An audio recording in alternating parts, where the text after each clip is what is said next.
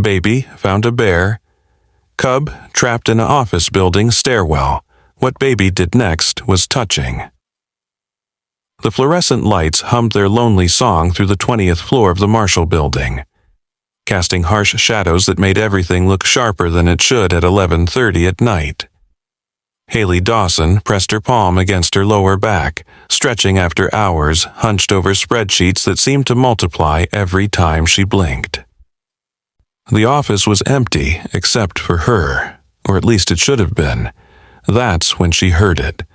A sound so soft she almost convinced herself it was the building settling, the way old buildings do when they think no one's listening. But there it was again, something between a whimper and a sigh, coming from somewhere beyond the glass doors that led to the emergency stairwell. She stood there for a moment, her coffee mug halfway to her lips, the steam curling up and disappearing into the recycled air. The sound came again, and this time she was certain it wasn't her imagination playing tricks after too many hours staring at numbers. It was coming from the stairwell, that concrete spine that ran through the building like a secret the architects had tried to hide behind heavy doors and exit signs that glowed green even when everything else was dark. Haley set down her mug, the ceramic clicking against the desk louder than it should have been in all that silence. Her footsteps echoed as she walked toward the stairwell door, each step making her wonder if she should just grab her things and leave, pretend she never heard anything at all. The door was heavier than she remembered, or maybe it was just her hesitation making everything feel like it required more effort than usual. When she pushed it open, the temperature dropped immediately, the way stairwells always feel colder than the rest of the building, as if they exist in their own climate zone. The concrete walls seemed to absorb sound and light equally, creating a space that felt disconnected from the orderly office world just a door away. She stood at the top of the landing, listening, and there it was again, clearer now, coming from somewhere below. It wasn't a human sound, she was sure of that, but it wasn't quite animal either. It was something in between, something that made her chest tighten with a feeling she couldn't name. She started down the stairs, her hand trailing along the metal railing that was cold enough to make her fingers ache. Each step echoed twice, once when her foot hit the concrete, and again when the sound bounced off the walls and came back to her like a question. The sound grew louder as she descended. Not louder exactly, but more present, as if whatever was making it was becoming more real with each flight of stairs she conquered. By the time she reached the landing between the 18th and 17th floors, she could hear breathing too, quick and shallow, the kind of breathing that comes with fear or exhaustion or both. And that's when she saw it. And for a moment her brain simply refused to process what her eyes were telling her. There, huddled in the corner where the stairs made their turn, was what looked like a bear cub. But that was impossible, her rational mind insisted, because this was downtown. 20 stories up in a building with key-card access and security cameras on every floor. Yet there it was, fur that looked brown in the dim emergency lighting, maybe 3 feet tall if it stood up, which it wasn't doing. It was pressed into the corner like it was trying to become part of the architecture, to disappear into the right angle where the walls met. Haley froze, her hand still on the railing, her breath catching in her throat. The creature's eyes found hers, and they weren't the eyes she expected to see in a bear cub. They were too knowing, too deep, holding something that made her think of starlight reflected in still water. The fear she should have felt didn't come. Instead, there was something else, a pull she couldn't explain, like when you hear a song in a language you don't understand, but somehow know exactly what it means. The creature made that sound again, soft and lost, and Haley found herself taking a step closer without deciding to. "Hey there," she whispered, and her voice sounded strange in the stairwell, too human, too out of place. The creature didn't move away, just watched her with those impossible eyes. She could see now that its fur wasn't quite right either. It seemed to shift in the light, sometimes brown, sometimes golden, sometimes something her eyes couldn't quite hold on to. "How did you get in here?" she asked, knowing it couldn't answer, knowing the question was more for herself than for it. She took another step closer, moving slowly, the way you might approach a frightened child. The creature's breathing was still quick, but it wasn't trying to run or hide further.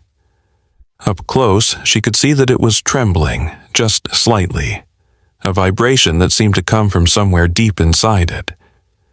Without thinking, she lowered herself to sit on the step, making herself smaller, less threatening. The concrete was cold through her skirt, but she barely noticed. All her attention was on this impossible thing in front of her. "You're not really a bear, are you?" she said softly, and the creature tilted its head slightly, a gesture so human it made her heart skip. Its fur continued that strange shifting, and now she could see patterns in it, like constellations she almost recognized but couldn't quite name. The emergency lighting wasn't bright enough to see clearly, but she had the strangest feeling that if she could see it in full light, she still wouldn't be able to describe what she was looking at. The creature made a different sound then, softer, almost musical. It reminded her of wind chimes, but wind chimes made of something other than metal or wood, something that shouldn't exist, but did. She found herself humming in response, a tuneless little sound that seemed to calm them both. The trembling in the creature's body lessened, and it shifted slightly, not moving closer but not maintaining that desperate press into the corner either. Time seemed to work differently in the stairwell. Haley couldn't say if she'd been sitting there for minutes or hours, just existing in this strange bubble with this impossible creature. Her phone was upstairs on her desk, so she had no way to check the time, no way to call anyone, even if she wanted to. But she didn't want to. This felt like something that would shatter if she tried to share it, like those dreams that make perfect sense until you try to explain them to someone else. "Are you hurt?" she asked, scanning what she could see of its body. There were no obvious injuries, no blood, nothing that would explain why it was here, trapped in this concrete tower. The creature seemed to understand her concern, even if it couldn't understand her words. It extended one paw slightly, and Haley saw that it wasn't quite a paw. The shape was wrong, too delicate, with what looked like fingers beneath the fur. She reached out slowly, giving it time to pull back if it wanted to, but it didn't. When her fingers made contact with its fur, or what she thought was fur, the sensation was unlike anything she'd ever felt. It was warm, but not animal warm. It was the warmth of sunlight through a window, of sand that's been baking all day, of things that hold heat and give it back slowly. The creature made another sound, longer this time, and Haley could have sworn she heard words in it. Not English words, not any language she knew, but words nonetheless. She found herself responding, not with words, but with sounds of her own. Little comforting noises that seemed to create a bridge between them. The stairwell, which had felt cold and hostile when she first entered, now felt like a sanctuary. A place outside of normal reality where impossible things could happen and make perfect sense. She thought about all the logical things she should be doing. She should go back upstairs, call security, call animal control, call someone who would know what to do with a bear cub in an office building. But every time she started to move, to stand up and be responsible, the creature would make that soft, lost sound, and she would settle back down. It needed her here. She could feel that as certainly as she could feel the cold concrete beneath her. Not to do anything specific, just to be here, to witness whatever this was. "I'm Haley," she said, feeling slightly ridiculous introducing herself to what might or might not be a bear cub. The creature tilted its head again, and she could have sworn she saw understanding in those strange eyes. "I work here. Well, not here in the stairwell, obviously. Upstairs. I'm an accountant." She laughed softly at herself, at the absurdity of making small talk with this thing. "I bet you don't care about spreadsheets and tax codes, do you?" The creature shifted, moving for the first time since she'd sat down. It didn't come closer, but it turned slightly and she could see more of it now.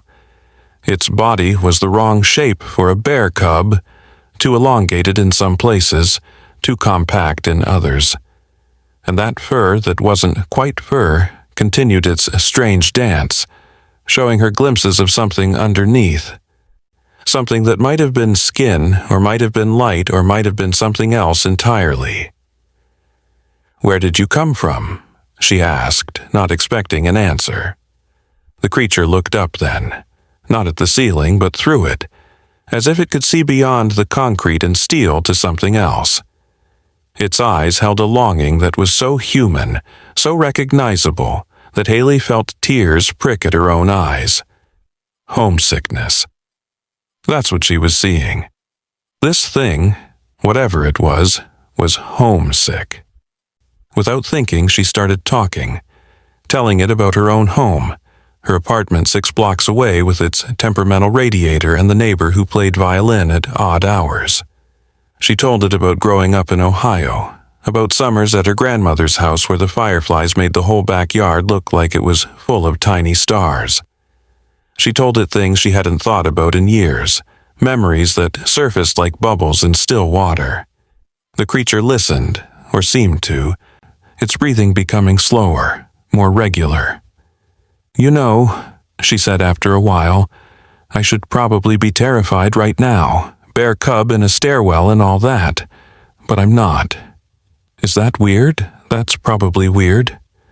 The creature made a sound that might have been agreement or might have been amusement. It was getting harder to maintain the fiction that this was just an animal, just a lost cub that had somehow wandered into the wrong place. Everything about it suggested something more, something other. She noticed then that the light in the stairwell was changing, not getting brighter or dimmer, but changing quality somehow. The harsh fluorescent glare was softening, becoming something more like moonlight, though that was impossible. The emergency lights didn't have dimmer switches. They were either on or off, nothing in between. But the light continued to change, and she realized it wasn't coming from the fixtures at all. It was coming from the creature. A soft glow was emanating from its fur, or from beneath its fur, she couldn't tell which. It wasn't bright, just a gentle luminescence that made the harsh angles of the stairwell look softer, more forgiving. The creature seemed as surprised by this as she was, looking down at itself with what she could only describe as wonder. The glow pulsed gently, like a heartbeat made visible, and with each pulse, the patterns in its fur became clearer. They were definitely constellations. She could see Orion now, clear as day, traced across what might have been its shoulder. The Big Dipper curved along what she thought was its back. Stars she didn't recognize formed patterns that seemed important, seemed to mean something. If only she could understand what. The creature was a map of the sky, wearing the universe on its skin, and Haley felt very small and very large at the same time. "You're not from here, are you?" she whispered. And it wasn't really a question. The creature looked at her with those deep, knowing eyes, and she saw answer enough there. Not from here, not from anywhere that had a name or an address or a spot on any map she'd ever seen. From somewhere else, somewhere that touching this creature gave her just the faintest glimpse of, like looking at the sun through closed eyelids. The glow was getting brighter now, not uncomfortably so, but enough that she could see the creature more clearly.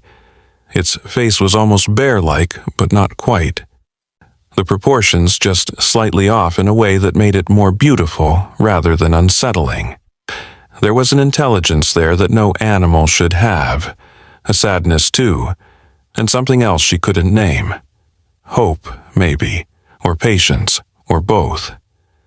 She heard footsteps then, echoing from somewhere above them. Someone else was in the stairwell. The creature heard them too, pressing back into its corner, the glow dimming immediately. Haley felt a protective surge that surprised her with its intensity. This was her secret, her impossible moment, and she didn't want to share it with anyone who might not understand, who might see danger where she saw wonder. "Security patrol," a voice called out, still several floors above them. "Anyone in here?" Haley looked at the creature, saw her own concern reflected in its eyes. She made a decision that felt both completely wrong and absolutely right.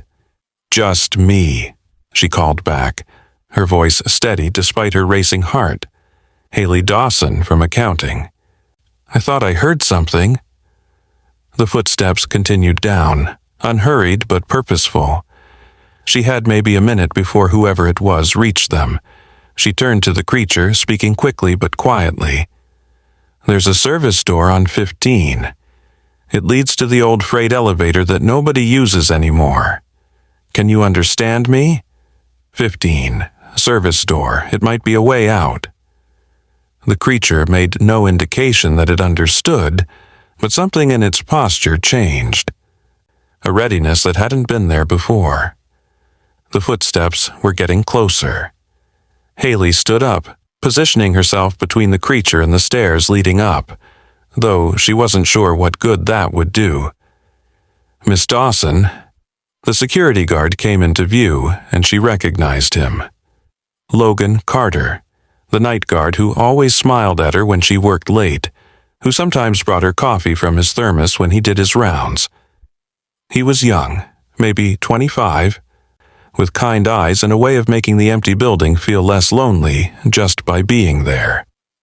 "Hi, Logan," she said, trying to sound normal, trying to sound like someone who definitely didn't have an impossible, glowing space bare hidden behind her. "Sorry, I thought I heard something weird, probably just the building settling." Logan came down a few more steps, and she saw the moment his expression changed, the moment he saw something behind her that shouldn't be there. His hand went to his radio, but he didn't key it, just held it like he'd forgotten what it was for. "What? What is that?" There was no point in lying. The creature had moved slightly, enough to be visible despite her attempt to hide it. The glow had returned, faint but unmistakable, making shadows dance on the concrete walls. "I don't know," Haley said honestly, "but it's not dangerous, it's just lost." Logan stared for a long moment, and she could see him cycling through the same disbelief she'd experienced. The same recognition that what he was seeing didn't fit into any category he had for understanding the world. His hand fell away from his radio and he took a step closer, then another. Is it glowing?" "Yeah," Haley said, moving aside slightly so he could see better. "It's been doing that for a few minutes now." Logan came down to their level, moving slowly, his eyes never leaving the creature. Up close, she could see the wonder on his face, the same pull she'd felt. That inexplicable need to be near this impossible thing. "It's beautiful," he whispered, and the creature seemed to respond to his voice, the glow pulsing slightly brighter. "I think it's stuck," Haley said. "Or lost, or both. I found it here maybe an hour ago. I've lost track of time." Logan nodded slowly, still staring. "Time feels weird down here sometimes, like it moves differently in the stairwells." He paused, then added, "That sounds crazy, doesn't it?" "No crazier than this," Haley said, gesturing at the creature. It had relaxed slightly with Logan's arrival, seeming to sense that he wasn't a threat. The patterns in its fur were shifting again, showing different constellations, different maps of the sky. Look at its fur. Those are stars. Logan knelt down, getting on the creature's level the way Haley had. "Hey there," he said softly. "You're not from around here, are you?" The creature made that wind chime sound again, and Logan smiled. "Yeah, I didn't think so. Buildings locked up tight at night, no way you came in through the front door." "Unless it didn't come in through a door at all," Haley said, the thought occurring to her suddenly. What if it came in through somewhere else? Logan looked at her, and she could see he was thinking the same thing she was, that maybe this creature hadn't entered the building in any conventional sense. Maybe it had arrived here through some other means, some way that didn't involve doors or windows or any of the normal ways things moved from one place to another. "The building's been weird lately," Logan said after a moment. "I didn't want to say anything because it sounds paranoid, but I've been hearing things, seeing things.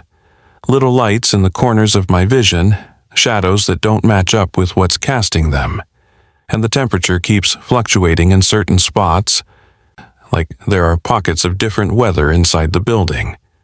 Haley thought about the cold spot she'd walked through on the 19th floor last week, the one that had made her shiver, even though the thermostat read 72 degrees. She thought about the times she'd heard music that seemed to come from inside the walls, faint and impossible to locate. "I've noticed things too," she admitted. "I thought I was just tired, working too late." The creature shifted, drawing their attention back to it. It had stood up, not to its full height, but enough that they could see its shape better. It was definitely not a bear, not really. It was something wearing the idea of a bear, like a costume that didn't quite fit. Underneath the shifting fur that showed stars, there was something else, something that hurt to look at directly, like trying to stare at the sun. "We need to help it," Logan said, and there was no question in his voice, just certainty. "Whatever it is, wherever it's from, it doesn't belong here. We need to help it get home." "But how?" Haley asked. "We don't even know what it is, let alone where home is." The creature made a new sound then, longer and more complex than before. It raised one of its not-quite paws and pointed up, but not just up.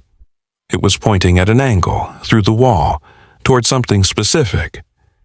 They followed the direction of its gesture, and Logan pulled out his phone, opening a compass app. "Northwest," he said. "It's pointing northwest, about 30 degrees up from horizontal." He looked at Haley. "What's northwest of here?" She thought about the city layout, the buildings and parks and spaces she knew.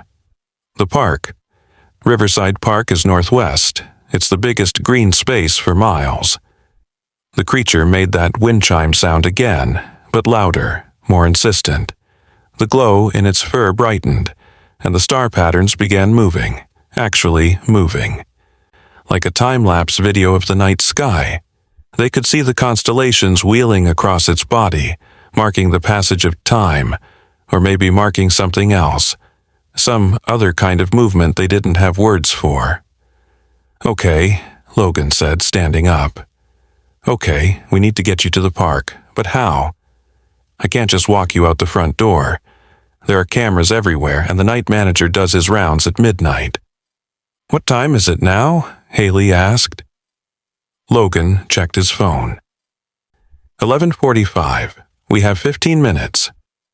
They looked at each other, then at the creature, which was watching them with those impossible eyes. 15 minutes to figure out how to get an impossible glowing star bear out of a locked building and across 6 blocks to the park. It should have seemed insurmountable, but instead, Haley felt a strange calm, like this was exactly what she was supposed to be doing, like all those late nights in the building had been leading to this moment. "The service tunnels," Logan said suddenly, "the old ones that connect to the subway maintenance corridors. They're supposed to be sealed, but I know for a fact that the seal on B3 is broken.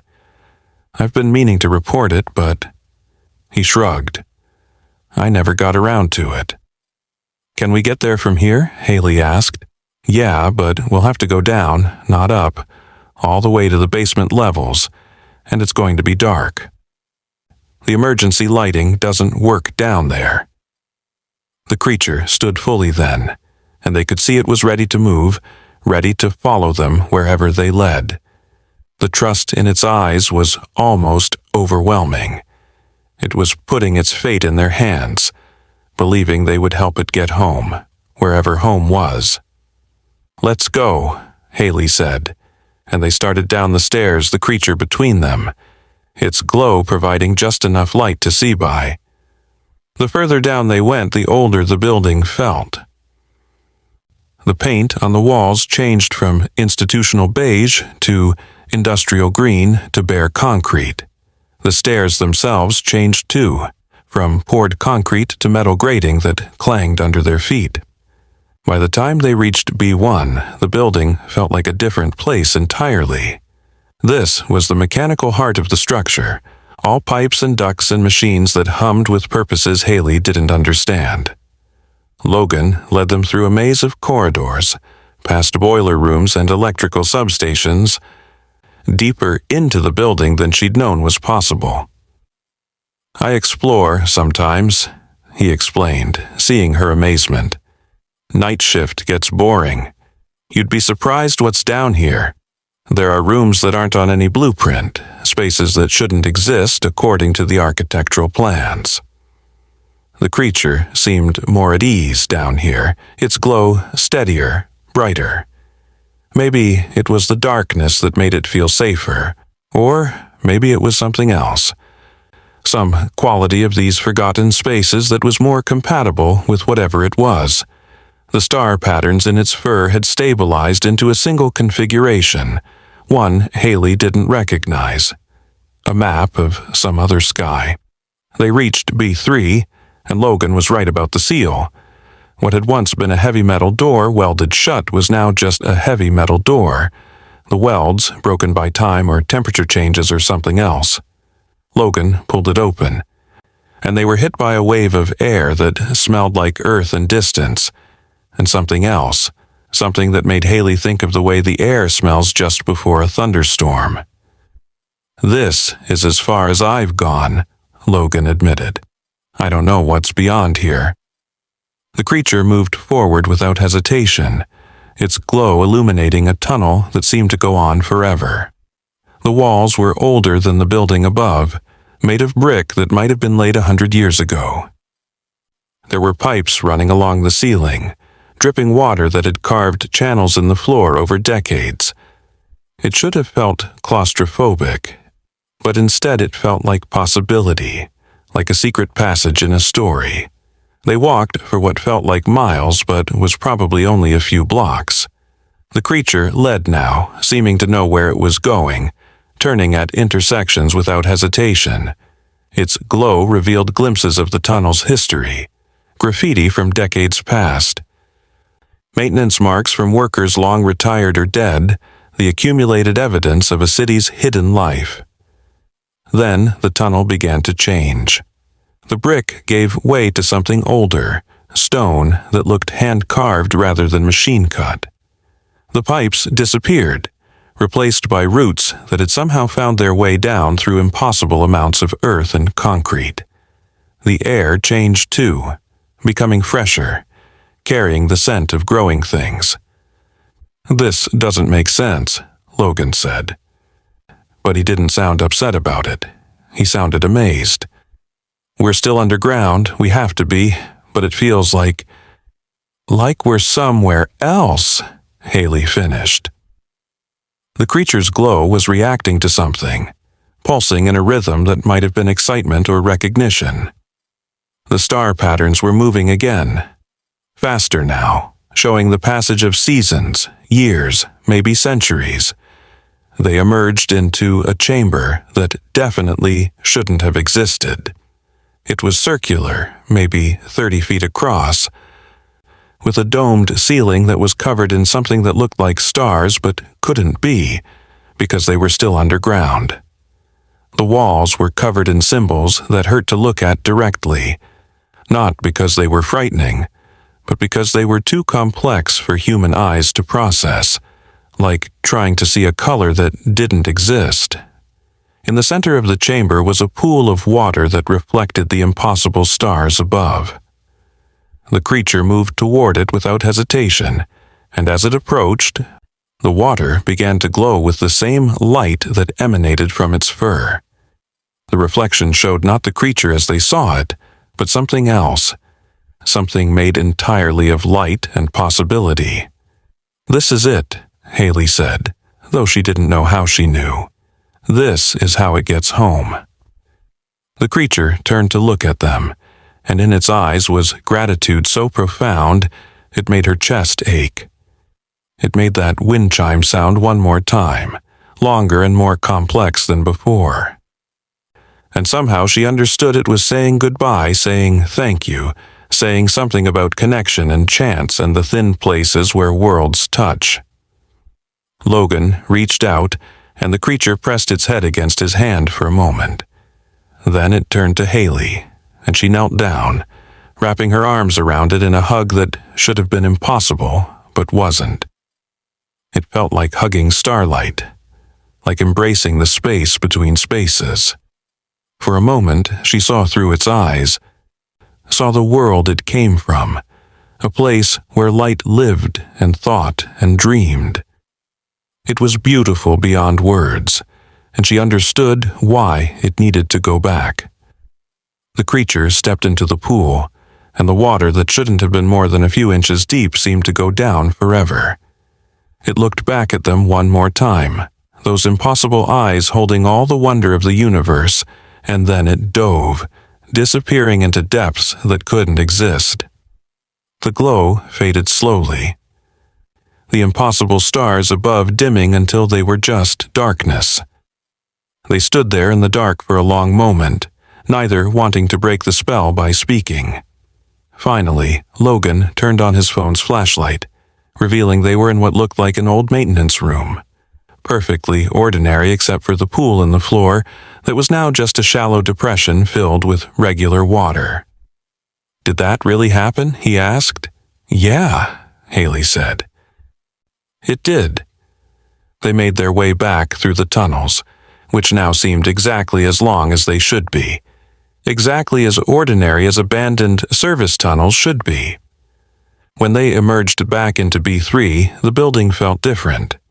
Not bad different, just lighter somehow, like something that had been pressing on it had been lifted. They took the regular elevator up to the 20th floor, where Haley's spreadsheets were still waiting on her desk, her coffee cold in its mug. It was 12:30 in the morning. They'd been gone for 45 minutes that had felt like hours, like days, like no time at all. "I should finish my rounds," Logan said, but he didn't move. "I should finish this report," Haley said, but she didn't move either. They stood there by her desk, two people who had shared something impossible, trying to figure out how to return to normal life. Finally, Logan smiled. That same kind smile she'd seen 100 times, but that now carried the weight of shared wonder. "Same time tomorrow night?" he asked. "You think it'll come back?" "No," he said, "but I think we should keep watching anyway, just in case." Haley nodded. Just in case. Logan headed off to continue his rounds, and Haley sat back down at her desk. The spreadsheets looked exactly the same, but she felt different looking at them. The numbers that had seemed so important an hour ago now felt like just one way of understanding the world, and not necessarily the most important way. She worked for another hour, finishing what needed to be finished, but her mind kept drifting to that chamber that shouldn't exist, to the creature that wore stars on its skin, to the possibility that the world was so much stranger and more wonderful than she'd ever imagined. When she finally packed up to leave, she took the stairs instead of the elevator. The stairwell felt different now, not cold and hostile, but just quiet, waiting.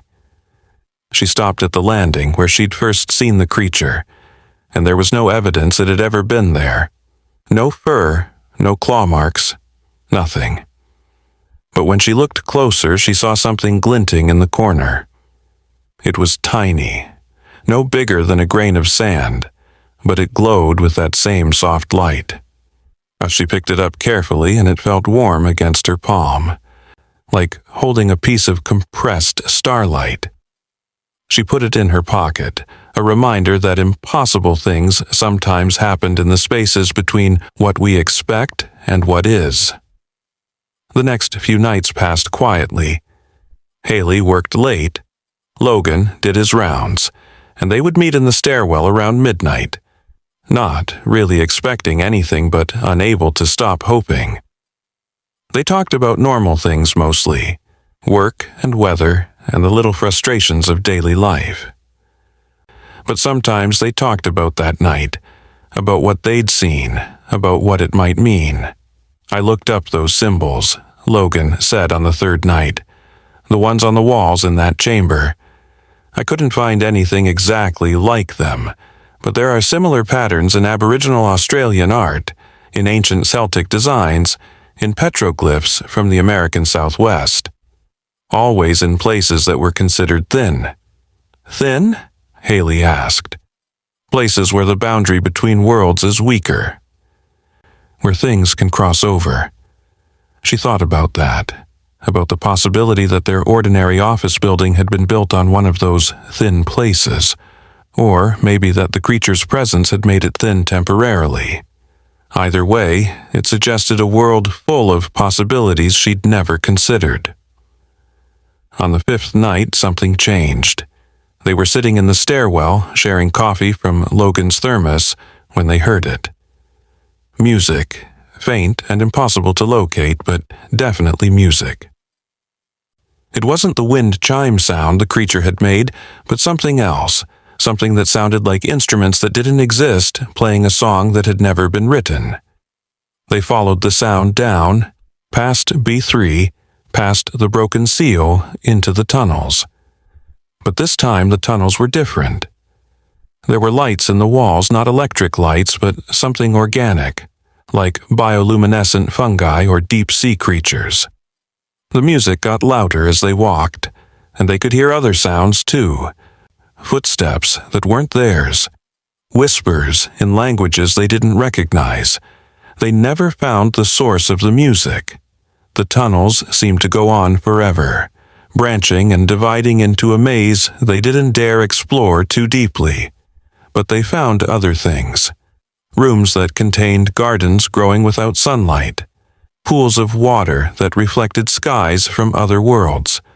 Doorways that opened onto views that couldn't exist under downtown office buildings. "It's all connected," Logan said one night, after they'd found a room full of what looked like maps drawn on air, three-dimensional representations of space that included dimensions they couldn't perceive. All the thin places, they're all connected underground, or maybe not underground, maybe just underneath. Haley thought he was right. The creature hadn't been lost, not really. It had just emerged in the wrong thin place, like taking the wrong exit off a highway that existed between worlds. And by helping it find the right exit, they'd somehow gained access to the highway itself, or at least to the rest stops along the way. They never told anyone else. How could they? Who would believe them? But they kept exploring, kept discovering new impossibilities in the spaces beneath the city. They found evidence that others had been there before them. Messages left in bottles that shouldn't exist. Photographs of places that couldn't be photographed. Journals written in English by people who'd lived before English was a language. And sometimes, not often, but sometimes, they found other creatures. Never the same one, never their star bear, but other things that had gotten lost or curious or adventurous. A bird made of living glass that sang colors instead of notes.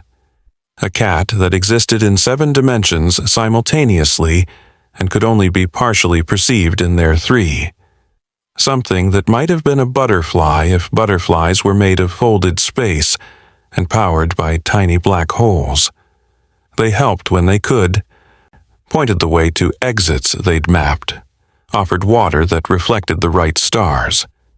Most of the creatures couldn't communicate in any way they understood, but they all shared that same look of gratitude, that same recognition of kindness offered without expectation of reward. 6 months later, Haley got promoted.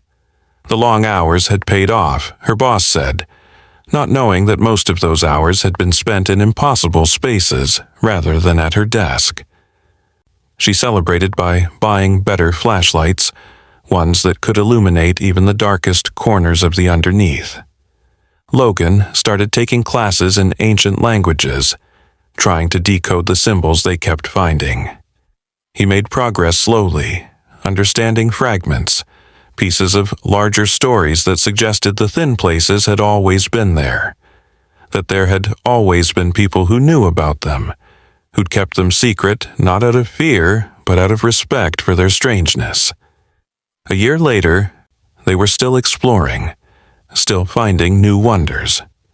The building above continued its normal existence, people coming and going, working and leaving, never knowing what lay beneath their feet. Sometimes Haley would be in a meeting, discussing quarterly projections, and she'd think about the garden of impossible flowers growing 3 levels below, about the pool that reflected other worlds' moons, about the music that played in frequencies human ears shouldn't be able to hear. She kept the grain of starlight in a small glass vial on her desk. Most people thought it was just a weird paperweight, maybe something with LED lights inside. But sometimes, late at night when the office was empty except for her and Logan, it would pulse with that familiar glow, and she'd know something was moving through the thin places, something wonderful and impossible and real. Logan had started a journal, documenting everything they found, drawing maps that couldn't quite capture the geography of the underneath but tried anyway. He showed it to her one night. Pages and pages of careful notes, sketches of creatures that shouldn't exist, pressed flowers from gardens that grew without sun. Someday, he said, someone else will find this. Someone else will need to know that the world is bigger and stranger than it seems. But not yet, Haley said. No, not yet. There's still too much to explore. And there was. Every night brought new discoveries, new impossibilities. They found a library where the books wrote themselves, constantly updating with stories from worlds they'd never see. They found a theater where performances played out with no audience except them, shows that might have been memories or prophecies or dreams. They found a room where it was always raining, but the rain fell up, disappearing into a ceiling that showed a different sky. 3 years passed. Haley became a senior accountant. Logan became head of night security. They were offered day shifts, better hours, normal lives, and they turned them down. Their colleagues thought they were crazy, married to their work, not understanding that their real work happened after midnight, in the spaces between what was real and what was possible. They never found the creature again, their star bear, but sometimes they found evidence of its passing, fur that held constellations, caught on a brick in the tunnels. Claw marks in impossible patterns on walls that shouldn't exist. Once, a message written in condensation on a window that looked out onto nothing. Thank you, in letters that glowed like stars. Other people started noticing things. Not the big things, not the impossible chambers and gardens and pools, but little things. The temperature fluctuations Logan had mentioned became more pronounced. The music Haley had heard became more frequent. Security cameras occasionally captured lights that shouldn't be there, shadows that didn't match their sources. A new employee, fresh out of college and eager to prove herself, mentioned to Haley that she'd heard something in the stairwell. Like wind chimes, she said, but not quite. Haley and Logan exchanged glances, remembering. The building's old, Haley told her. It makes sounds sometimes. You get used to it. But later, she pulled the young woman aside. "If you ever see anything unusual," she said carefully, "anything that doesn't quite fit, don't be afraid. And maybe come find me or Logan. We work late most nights." The woman looked at her strangely but nodded. A week later, she knocked on Haley's office door at 11:45, eyes wide with wonder and fear. "There's something in the stairwell," she whispered. "Something impossible." Haley smiled, remembering her own first encounter with impossibility. "Show me," she said, and they went down to the stairwell together, Logan joining them on the landing. There it was. Not a bear this time, but something that might have been a deer if deer were made of morning mist and moonlight. It was caught in the corner, just like the star bear had been, looking lost and afraid and impossibly beautiful. "What do we do?" the young woman asked. "We help it get home," Haley said simply. "That's what we do. We help them get home." They led it down through the building, through the tunnels, to one of the many exits they'd found over the years. This one opened onto a forest that couldn't exist under the city but did anyway. Trees that grew in impossible colors, leaves that chimed like bells in a wind that came from nowhere and everywhere at once. The deer thing bounded away into the impossible forest, disappearing between trees that grew in directions that hurt to think about. The young woman stood staring, tears streaming down her face. Not from sadness, but from the overwhelming realization that the world was so much more than she'd thought it was. "This is really happening," she said. "Yeah," Logan said, "it really is." "Does it happen often?" "Often enough," Haley said. "Often enough to remind us that wonder isn't dead, that there are still mysteries, still things we don't understand and maybe never will." They brought her into their small circle of knowledge, taught her the safe paths through the underneath, showed her the wonders they'd catalogued. She brought fresh eyes, saw patterns they'd missed, connections they hadn't made. She was the one who realized the music followed mathematical patterns, that it might be some kind of communication, or maybe just the sound the universe made when no one was listening. 5 years after that first night, Haley sat in her office, now with a window, now with a view of the city. It was late, always late, and she was waiting for midnight, for her real work to begin. The grain of starlight sat on her desk, pulsing gently, a reminder and a promise. Logan knocked on her doorframe. "Ready?" "Always," she said, standing, grabbing her flashlight, though they rarely needed them anymore. They'd learned to see in the dark of the underneath, or maybe the underneath had learned to show itself to them. They descended into the stairwell, their footsteps echoing in the familiar rhythm. On the landing between 18 and 17, they paused. This was where it had all started, where impossibility had first entered their lives. "Do you ever wonder what would have happened if you hadn't come down that night?" Logan asked. "Every day," Haley said, "and every day I'm grateful I did." They continued down, past the normal floors, past the basement levels, into the underneath where wonders waited. They had the appointment to keep, though they didn't know with what. Something had been singing in the deep tunnels for 3 nights now. Something new. Something they'd never encountered before. The tunnels welcomed them like old friends, the bioluminescent lights brightening at their approach. They knew these passages now like they knew their own homes, maybe better. Each turn held memories. Each chamber held stories of things they'd seen, creatures they'd helped, impossibilities they'd witnessed. The singing got louder as they descended deeper than they'd ever gone before, following passages they'd only recently discovered. The young woman, Sarah, was already there, having found a different route, standing at the entrance to a chamber that glowed with light that wasn't quite light. "I think," she said softly, "I think it's a gathering." And it was. The chamber was full of creatures, dozens of them, maybe hundreds. Some they recognized, things they'd helped over the years. And some were new, strange beyond description. They were all singing, or making sounds that combined into something like singing, a harmony that made the air itself seem to vibrate with meaning. In the center of the gathering was their star bear. It looked different now, older maybe, or maybe just more itself.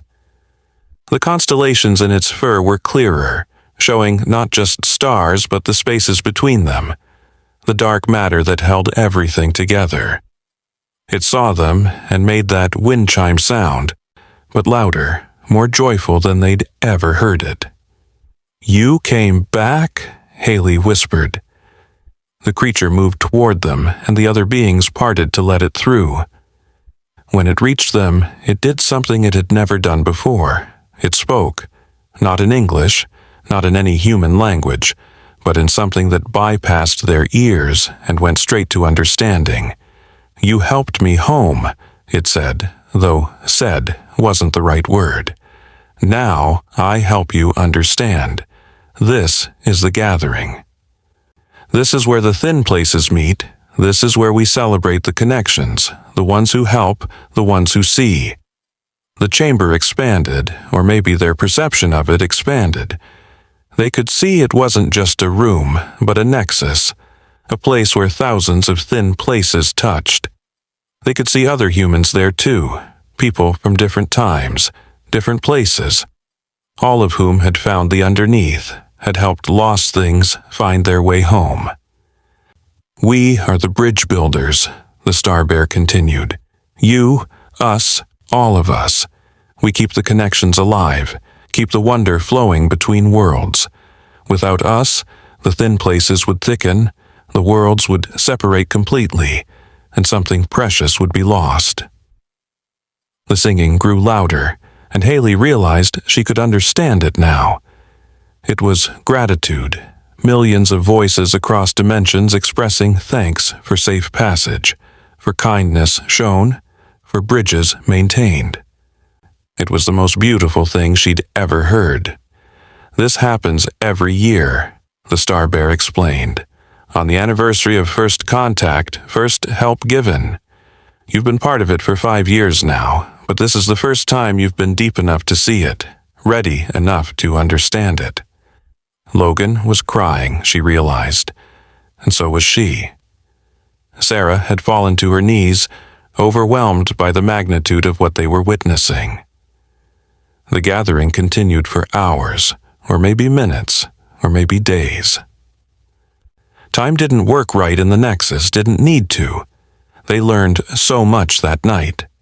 That the thin places had always existed, that there had always been those who tended them, that every act of helping something lost find its way home strengthened the connections, made the passages easier, safer, that they were part of something ancient and vital, something that kept the universe from becoming isolated pockets of existence with no way to touch or know each other. When the gathering finally ended, when the creatures began to disperse back to their own worlds, the star bear stayed. It led them back through the tunnels, but differently this time, showing them passages they couldn't see before, routes that connected to thin places throughout the city, throughout the world. "You're ready now," it said, "ready to do more than just help the lost, ready to actively maintain the connections, to strengthen the thin places, to teach others." It showed them how to read the symbols they'd been finding, not as language, but as music, as mathematics, as poetry all at once. It showed them how to sing to the thin places, to encourage them to stay open, to invite wonder to continue flowing between worlds.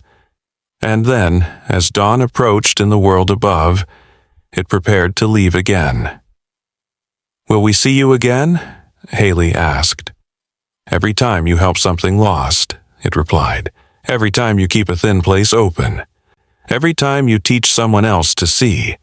I'm not leaving. I'm just becoming part of the structure, part of what makes this possible. It stepped into a pool of light that hadn't been there before, but instead of disappearing, it seemed to dissolve, spreading out through the walls, the floor, the ceiling, becoming part of the underneath itself. The star patterns from its fur remained, etched now in the stone, permanent constellations to guide future travelers.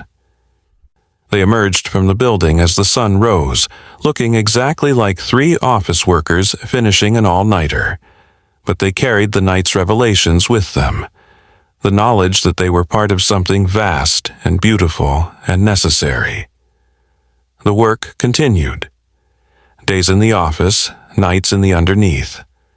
But now, with purpose beyond just exploration, beyond just helping the occasional lost creature. They were maintaining something vital, something that kept the universe connected to itself. More people joined them over time. The security guard who noticed patterns in the surveillance footage. The janitor who heard music in the walls. The IT specialist who found data streams that couldn't exist but did.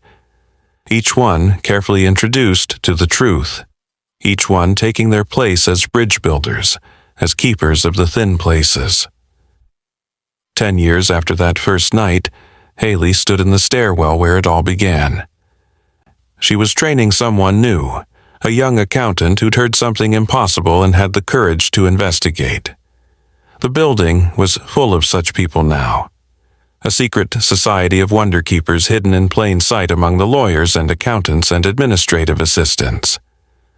The first thing you need to understand, she told the young man, whose eyes were wide with the same fear and wonder she'd felt all those years ago, is that impossible things happen all the time. We just usually don't notice them.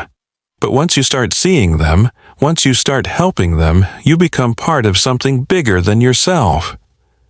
She led him down to the underneath, through passages that had become as familiar as breathing. The lights in the walls brightened at their approach, welcoming them.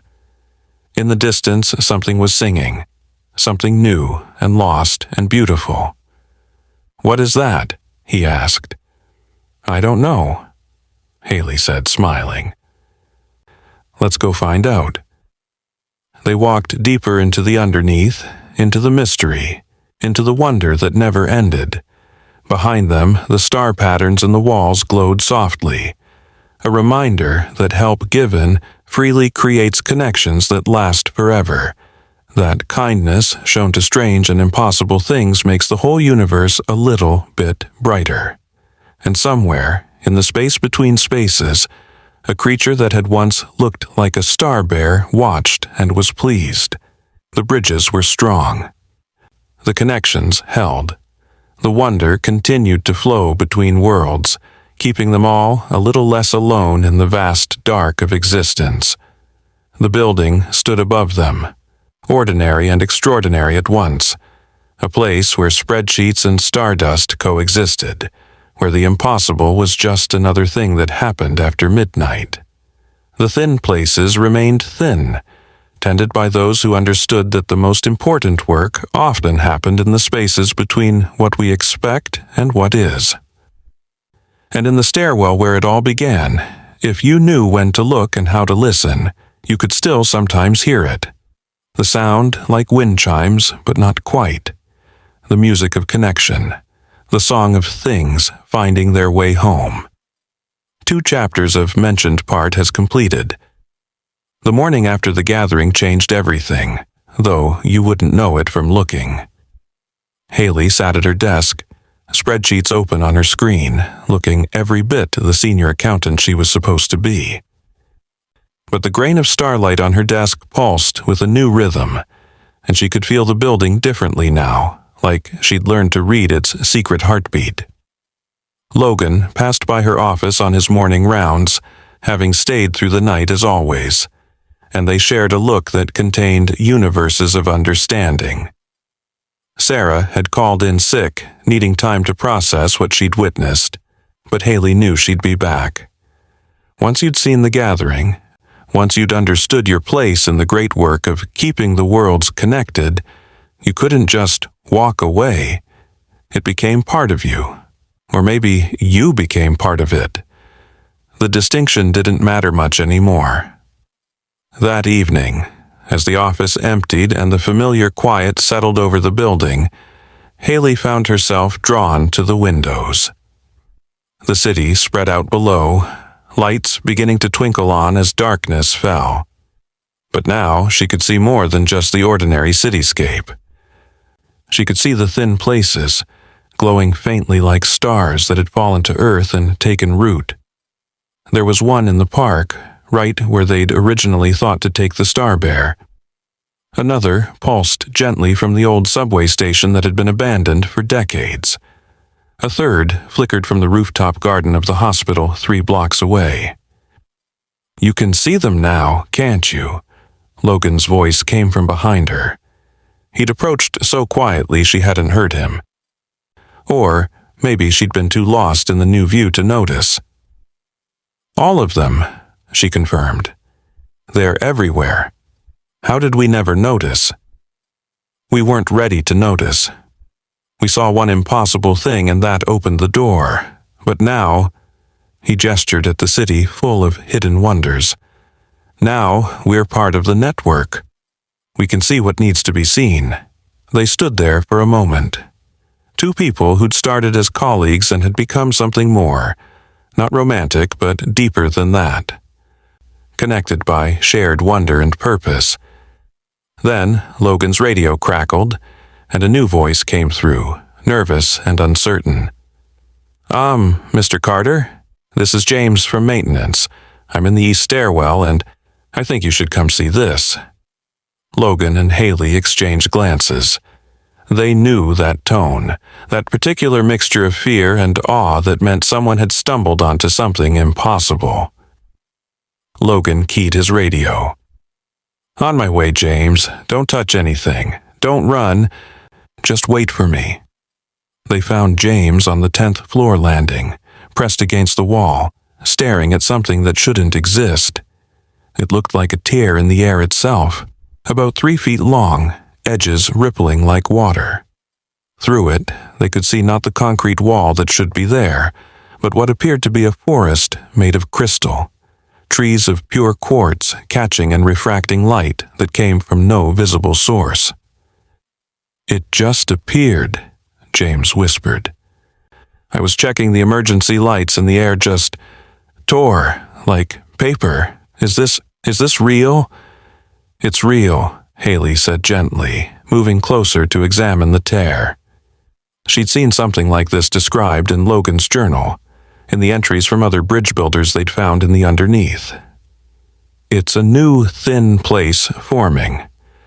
They don't usually happen this violently, but sometimes, when the pressure builds up between worlds." The tear widened slightly, and they could hear something now, a sound like singing crystal, beautiful and alien. Through the gap, something moved among the crystal trees, too far away to see clearly, but definitely alive, definitely aware. "We need to stabilize it," Logan said, pulling out his phone and sending a quick message to their network. Over the years, they'd found others in the city, people who'd encountered the impossible and chosen to help rather than hide. If it tears too wide, things could come through that aren't ready. Or worse, people could fall through who aren't prepared. Sarah arrived within minutes, looking pale but determined. She'd brought supplies from the kit they'd assembled over the years. Salt from the Dead Sea, water from the impossible pools in the underneath, thread that had been spun from spider silk in a room where gravity worked sideways. Behind her came 2 others from their network. Dr. Patel from the hospital, who'd discovered the thin place in her rooftop garden, and Marcus, a street artist who'd been painting murals that somehow showed different scenes depending on what angle you viewed them from. "First time for a live formation," Dr. Patel said, studying the tear with the same clinical interest she brought to surgery. The texts suggested it would be more gradual. "The city's changing," Marcus said, his artist's eye seeing patterns the others missed. "Look at the edges, the way they're fracturing. This isn't random. Something's pushing through from the other side, something that needs to be here." As if in response to his words, the singing from the crystal forest grew louder, and a figure emerged from between the trees.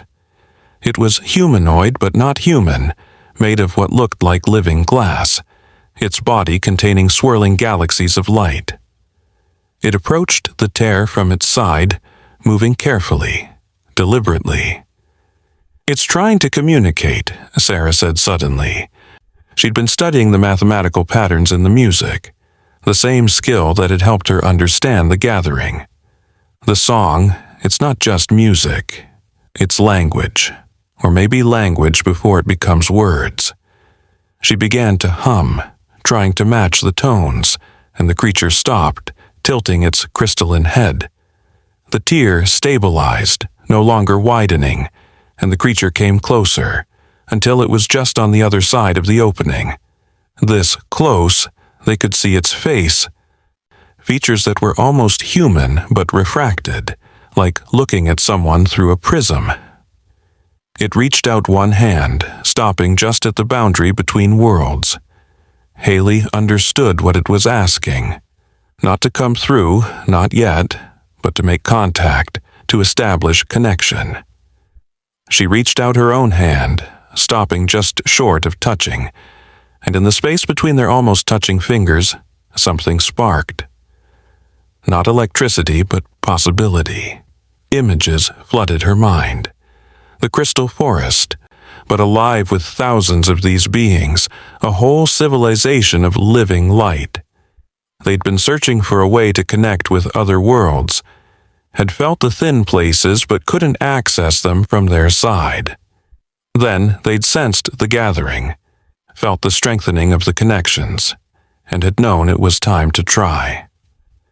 "They want to join the network," she said, her voice filled with wonder.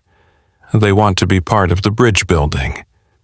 Their world is isolated, has been for longer than they can remember, but they can feel others now through the thin places we've been maintaining." The creature sang again, and this time Sarah harmonized perfectly, creating a resonance that made the air itself seem to crystallize for a moment.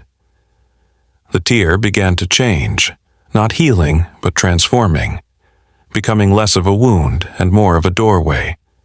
The edges smoothed, solidified, became an arch of impossible geometry that hurt to look at directly, but felt right, felt intentional. "It's beautiful," James breathed, his fear completely forgotten in the face of such wonder.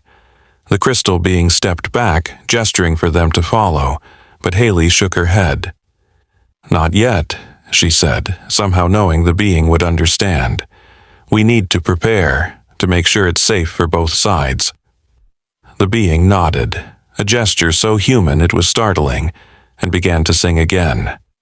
This time, the song was clearly a farewell, but also a promise. It retreated into the crystal forest, and the doorway began to fade, not closing but becoming dormant, waiting. "It'll open again," Logan said with certainty. "When we're ready, when they're ready, it'll open again." They spent the rest of the night documenting everything, taking measurements that didn't quite make sense, making notes in the journal that had grown from Logan's personal project into a collaborative chronicle of impossible things. James, still in shock but adapting remarkably well, asked endless questions. His maintenance worker's practical mind trying to understand how this fit into the building's infrastructure. "It doesn't," Haley finally told him. "Not in any way that makes conventional sense. But the building isn't just a building anymore. It's become a hub, a place where thin places cluster. We think it's because of all the helping we've done here, all the connections we've made. The building has learned to be a bridge." Over the following weeks, more tiers appeared throughout the city. Most were small, windows rather than doorways, offering glimpses of other worlds without allowing passage. But each one that opened seemed to strengthen the network, making the existing thin places more stable, easier to navigate. The underneath expanded too, or maybe their understanding of it expanded. They found chambers that hadn't been there before, or had been there all along but hidden. One contained what appeared to be a map of all the thin places in the world, constantly updating, showing the health of each connection. Another held books that wrote themselves, documenting every crossing, every helping, every bridge built between worlds. Lily Morgan joined them after she discovered a thin place in her bookstore, a section of shelves that sometimes held books from other worlds, volumes written in languages that didn't exist but could somehow be understood. She brought an academic's rigor to their work, creating classification systems for the different types of creatures they encountered, the various worlds they glimpsed, the patterns that governed the thin places. Michael Hayes, a chef who'd found that certain combinations of ingredients could open tiny portals to worlds where taste worked differently, added his own expertise.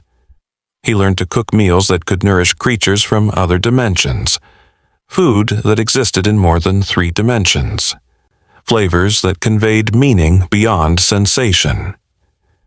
The network grew, but slowly, carefully. Not everyone who encountered the impossible was ready to become a bridge builder. Some people needed to forget, to return to their normal lives and pretend they'd never seen anything unusual. And that was okay. The work didn't require many people, just the right people, those who could hold wonder and responsibility in equal measure. A year after the Crystal Forest doorway first appeared, it opened again. This time, they were ready. The crystal beings had been patient, spending the time learning about Earth through the connection, just as the humans had been learning about the Crystal Forest. When the doorway solidified, it was Haley who stepped through first, followed by Logan and Sarah. The Crystal Forest was even more beautiful from inside. The trees sang constantly, harmonizing with each other, creating music that was also light, that was also meaning. The beings welcomed them with a ceremony that involved patterns of refracted light that told the story of their world's isolation and their joy at reconnection. They stayed for what felt like hours, but was only minutes in Earth time, another quirk of the thin places that they'd learned to navigate. They established protocols for safe crossing, designated ambassadors from both sides, created a schedule for cultural exchange that wouldn't disrupt either world. When they returned, they found James waiting with news. Another tier had opened, this one in the basement of the hospital where Dr. Patel worked. Through it, they could see what appeared to be a world made entirely of living water, beings of pure liquid intelligence reaching out for contact. "It's accelerating," Logan observed. "More worlds are finding us, or we're finding them." "The gathering," Sarah said. "When all those creatures came together, when we saw the full network, it must have sent out some kind of signal, like a beacon saying, 'Connection is possible here.'" They were right. Over the next few months, new thin places opened at an increasing rate.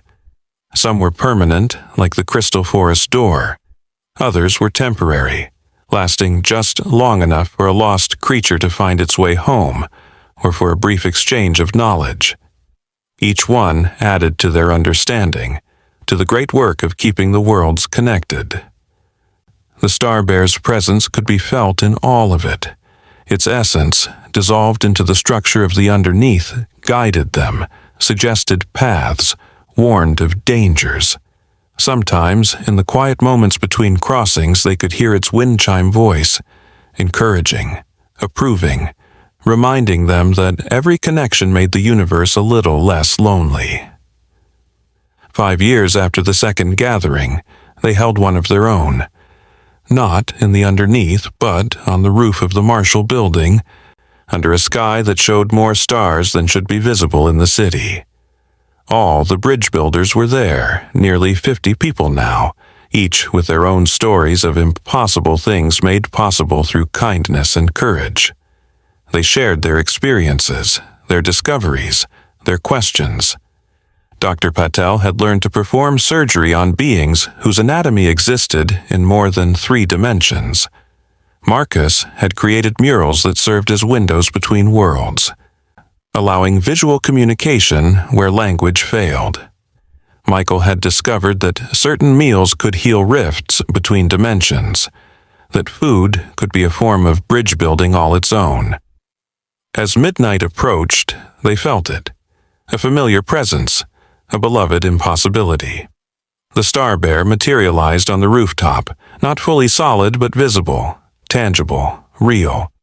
It had evolved beyond its original form, become something more abstract but also more present, existing in all the thin places simultaneously while still maintaining its individual consciousness. "You've done well," it said, its voice coming from everywhere and nowhere. "The network is stronger than it's been in millennia. Worlds that had given up hope of connection have found each other again. The isolation is ending." "Is that why you came to our building that night?" Haley asked. "Did you know this would happen?" "I knew you would help," the Star Bear replied. "That's all anyone can know, really. That help offered freely creates possibilities that can't be predicted or controlled, only nurtured." It showed them visions, then, of other cities, other worlds, where similar networks were forming. Earth wasn't unique in this. Everywhere, beings were learning to see the thin places, to tend them, to help lost things find their way home. It was a universal awakening, a remembering of connections that had always existed but had been forgotten. "What happens next?" Logan asked. "Whatever you make happen," the Star Bear said. "The bridges are built. Now you decide what crosses them." As dawn approached, the Star Bear faded back into the structure of reality, but its presence remained, woven into every thin place, every connection, every act of bridge building. The gathering on the rooftop dispersed, each person returning to their daily lives, carrying the secret knowledge of a universe far stranger and more wonderful than most people imagined. Haley stood at the edge of the rooftop, watching the sun rise over a city that contained doorways to infinite worlds. The grain of starlight in her pocket pulsed with warmth, a reminder of that first night, that first choice to help something lost and afraid. She thought about all the creatures they'd helped since then, all the connections they'd facilitated, all the loneliness they'd eased in the vast cosmos. Logan joined her, as she knew he would. They stood together, 2 people who'd started as co-workers and become something more profound. Guardians of wonder, keepers of the thin places, builders of bridges between worlds. "Ready for another day?" he asked. "Always," she replied. They went back into the building, into their separate but connected lives. In a few hours, the office would fill with people who had no idea what lay beneath their feet, what possibilities existed in the stairwells and basements and forgotten corners of their workplace. And that was fine. Not everyone needed to know. But for those who were ready, who heard impossible sounds or saw impossible things, Haley and Logan and all the others would be there, ready to show them that the impossible was just another word for undiscovered wonder. The work continued. It would always continue. As long as there were thin places, there would need to be those who tended them. As long as there were lost creatures, there would need to be those who helped them home. As long as there were isolated worlds, there would need to be those who built bridges. And in the stairwell where it all began, if you knew when to look and how to listen, you could still hear it. The sound of connections forming, of worlds touching, of the universe discovering itself through the simple act of helping something lost find its way home. The echo of that first encounter rippled outward, creating waves of possibility that would never stop spreading, never stop creating new opportunities for wonder and connection. The building stood as it always had, ordinary and extraordinary, a place where spreadsheets coexisted with stardust, where the impossible was just another thing that happened after midnight. But now it was also something more, a beacon, a hub, a heart of a network that spanned dimensions.